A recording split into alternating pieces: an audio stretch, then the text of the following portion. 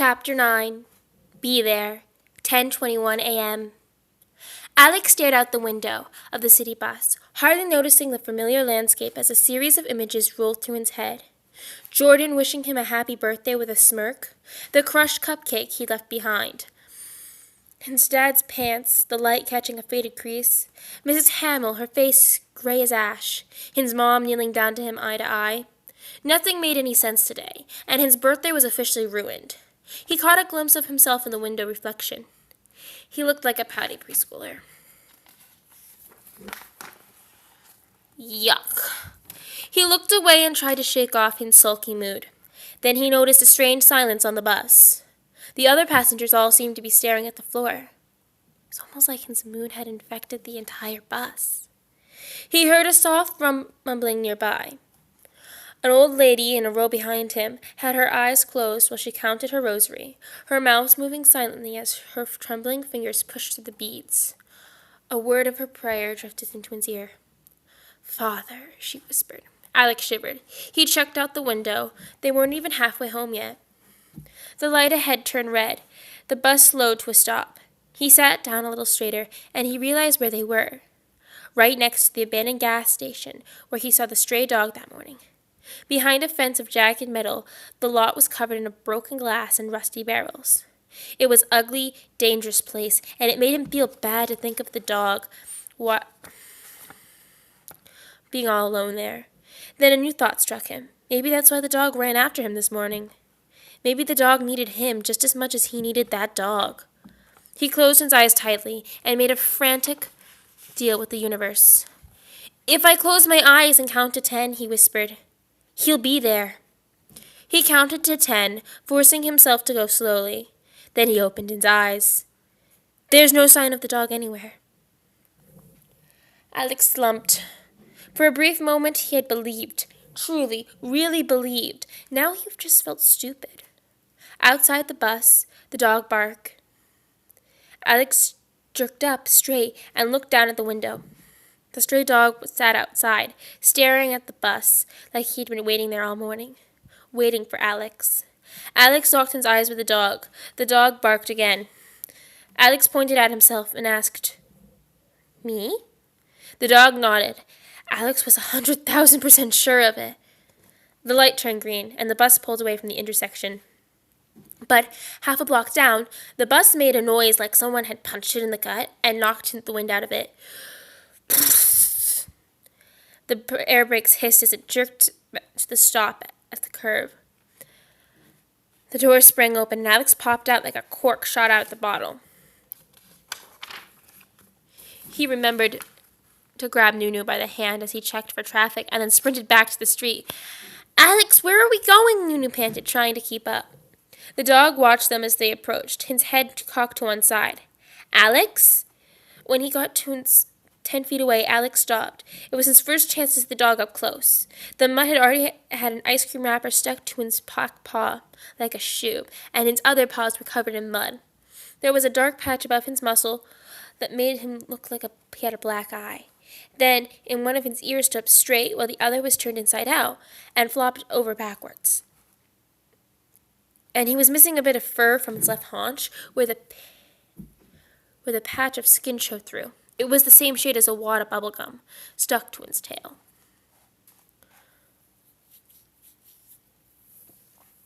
The dog shook his head, knocking the second ear back in place. His pink tongue hung from the side of his mouth, and his head moved. It swung side to side, flinging slobber. He's the most beautiful dog ever, Alex thought. Alex dropped to one knee and put his hand out. "Hey there, boy." The dog took one step forward. Nunu knelt next to Alex, watching carefully. The dog took another cautious step, then another. Alex held perfectly still. "That's a good boy. Come on." Alex didn't take his eyes off the dog. "Alex," Nunu whispered, "what are you doing?" "It looks like I just found my birthday present," he said quietly, and Nunu's eyes went huge.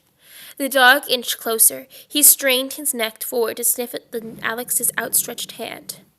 Alex didn't move a muscle. The dog stuck his tongue out, and he tasted Alex's palm. It tickled.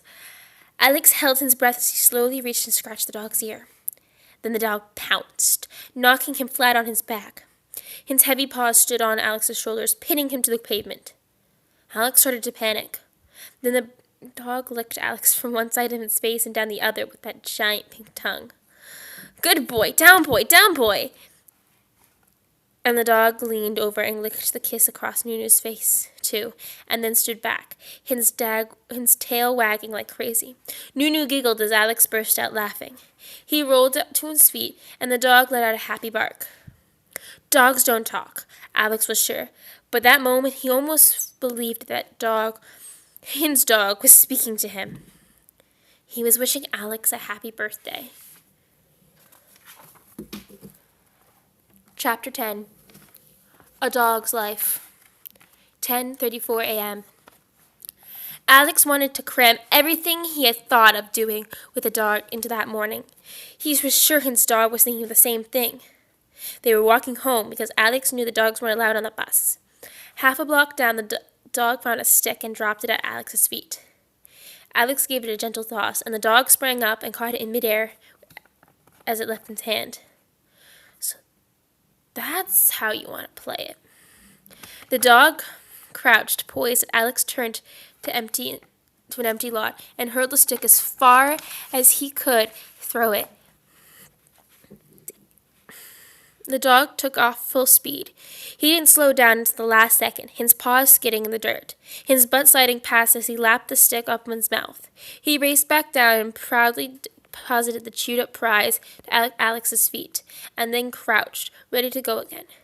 As Alex watched his dog chase the stick again, a fleeting thought briefly darkened his mood, like a cloud passing over the sun. His parents hadn't got him a dog, so why would they let him keep this one? But they'd have to, he thought. They'd have to. Once they met him and saw how great he was, there was no way they could say no. When they reached a playground and no one else was around, Alex, Nunu, and the dog jumped on the merry-go-round. But as soon as Alex started to spin, the dog jumped off, barking in confusion. Alex and Nunu whirled themselves into a dizzy, then staggered off, teetering on wobbly circles until they both fell down silly, as the dog ran back and forth between them like he wanted it in the game. Then Alex took off his belt, one end tight, and gave the other to the dog, who grabbed it with his mouth and took off running. Alex leaned back into the wheel of his Heelys, and suddenly he was flying, arms outstretched and wind in his hair, laughing. Alex had dreamed of dogs for as long as he could remember. He had always known with absolute certainty that a dog would make everything better. But he hadn't known how good this would be. Having a dog more than made up for Jordan, and the smashed cupcakes and the weird day. All of his troubles of the morning just disappeared. It was like the deals of the universe had finally come true. "Here, Max," Alex called to the dog, who had stopped to sniff a light pole. The dog didn't quite respond, but moved on to investigate a trash can. "Who's Max?"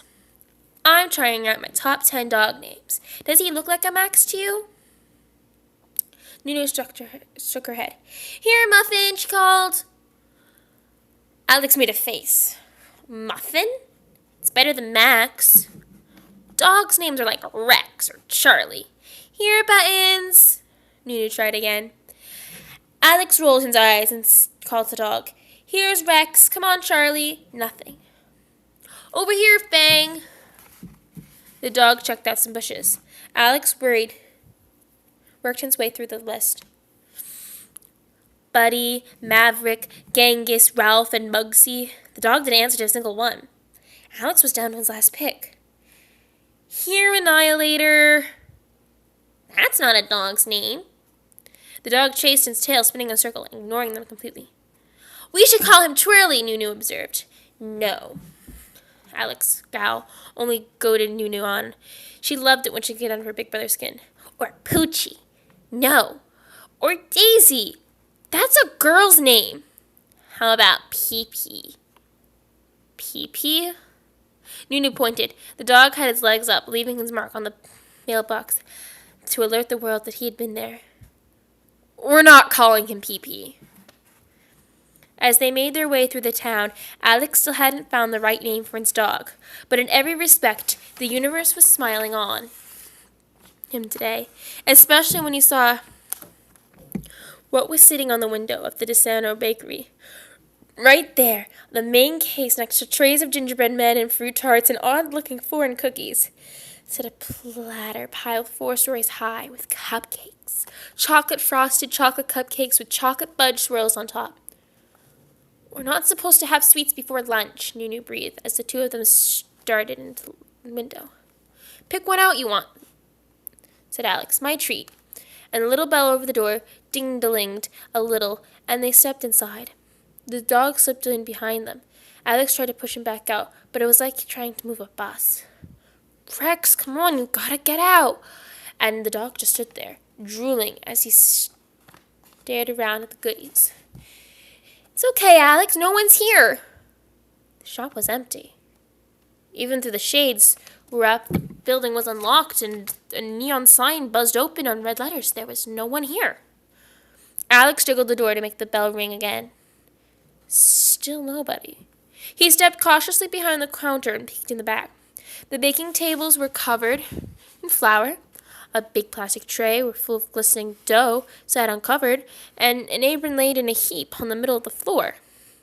Nearby, Alex could see half a decorated cake with red letters that said a piping bag laid on the side behind it, with thread of red icing. "Hello?" No answer. It looked like everyone left in a hurry. Weird. There's no Hey! The dog had its head buried in the display case and was licking an enormous white cake.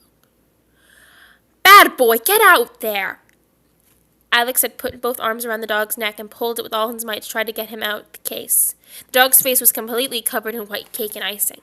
Then the enormous tongue poked out and spun clockwise around his face, squeezing the ice cream and cake from one sloppy swipe. Alex reached back from the case, lifting 2 cupcakes and handing to her sister. "One for you and one for me." "That's stealing," Nunu said. But she didn't give back her cupcake. Alex dug into his pocket and pulled out his lunch money, $3 on the counter. While he was paying, the dog got back into the case and took a huge bite out of the white cake. Alex dug back into his pocket. He only had $2.46 left over. He put it all on the counter and promised himself to stop by tomorrow and settle up. Then there was something on the counter caught his eye, an open box of birthday candles. He took out the 2 green candles and poked them to the top of the cake, adjusting them so they'd stand side by side, straight and tall. There. 11. And then he found a patch of matches and tucked them behind the cash register and lit the candles. "Happy birthday to me." Alex joined in, and then they got to "Happy birthday to Alex," and the dog joined in, howling all the way to the end. "Happy birthday to me." "Make a wish," Nunu reminded him. Alex already knew what to do. He knelt down to the candles ever so close, so he could feel the heat on his face. Then he made a silent wish and took a deep breath and blew. The flames flickered and pushed sideways to his breath as they went out, leaving 2 trails of smoke drifting slowly into the air. Chapter 11. Man in the White Shirt. 9:59 a.m. The man in the white shirt didn't see the tower bell. He felt it. The ground rumbled and shook beneath his feet. Then the shock wave hit him, a metallic groan that quickly became a roar. He turned towards the sound and stared into utter disbelief as the South Tower began to collapse. All 110 stories crumbling down on itself in an explosion of glass and smoke and steel. His feet were frozen to the pavement as he watched. "This can't be happening," he thought. "There are people in there." A chunk of glowing metal the size of a bus smashed down to the street in front of him. The shock of the impact blew the store windows beside him and knocked him off his feet. He fell backwards and slammed his head on the pavement. He didn't feel his cell phone shoot out of his shirt pocket. He didn't hear it smash on the concrete and skitter into the gutter.